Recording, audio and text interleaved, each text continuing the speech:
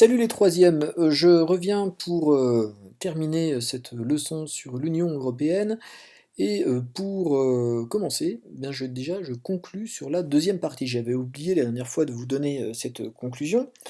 Alors cette conclusion, elle est sur donc l'Europe, un continent intégré en tout cas pour les États membres de l'Union européenne. Et on avait vu dans un quatrième point que cette Union européenne était remise en question et qu'il y avait une désintégration avec la sortie du Brexit qui veut dénouer les liens le liant aux 27 autres États. Et je vous avais dit que ce n'est pas une affaire facile, d'ailleurs elle n'est pas encore terminée au moment où on parle ensemble. Alors, pour conclure, quelques images. Alors déjà, une image que vous connaissez bien, celle-ci. Ça, c'est le drapeau européen.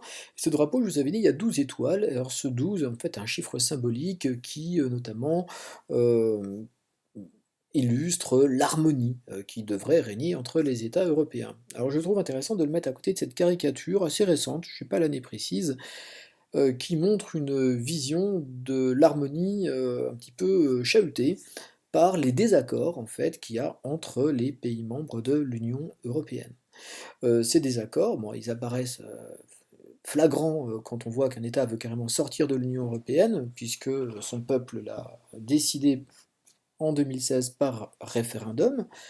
Euh, mais il y a d'autres sujets sur lesquels les Européens ne sont pas d'accord, c'est sur la fiscalité, sur la façon d'organiser leur politique étrangère, sur, par exemple, l'accueil à réserver aux populations réfugiées. Alors, d'ailleurs, puisque j'évoque ceci, une caricature de 2018, mais qui montre bien la difficulté qu'il y a à s'entendre, à s'écouter.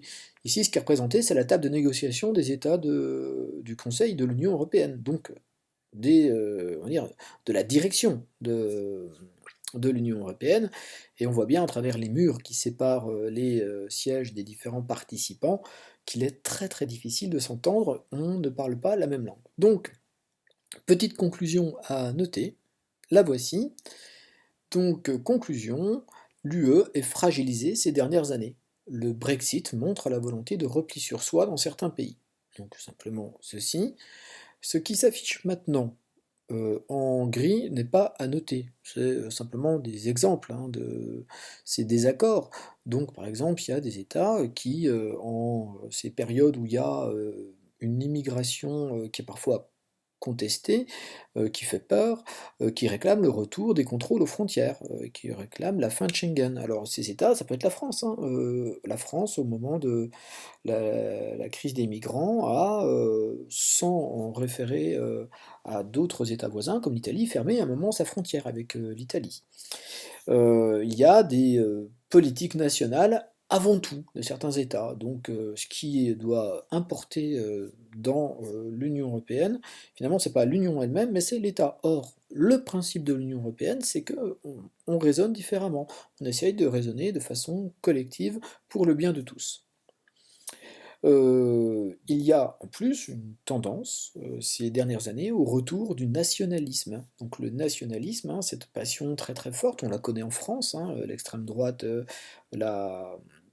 elle illustre bien. Alors c'est pas l'amour de son pays, le nationalisme c'est certes l'amour de son pays, mais c'est aussi la détestation des autres, la peur des autres, et évidemment ça peut fragiliser l'Union européenne. Enfin, je reprends l'exemple du refus de la prise en charge solidaire des réfugiés à l'échelle de l'Union européenne. Voilà. Alors ça, c'est le point pessimiste de cette conclusion. Il y a des tendances aujourd'hui un peu inquiétantes sur l'avenir de l'Union européenne. Mais ce que je vous demande de retenir, c'est que c'est un espace en construction.